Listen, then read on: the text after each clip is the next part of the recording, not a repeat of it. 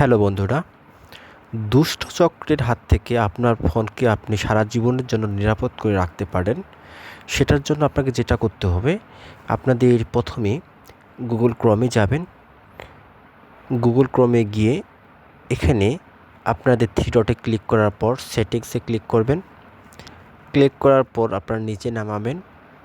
নিচে নামার পরে এখানে দেখতে পাচ্ছেন সাইট সেটিং, এই জায়গায় ক্লিক করবেন। এখান থেকে আপনারা কি লোকেশনটা অফ করে দিবেন। ওকে, তারপরে এখানে লেখা আছে ক্যামেরা, এই ক্যামেরাটা আপনারা অফ করে দিবেন। এরপরে নিচে নামাবেন।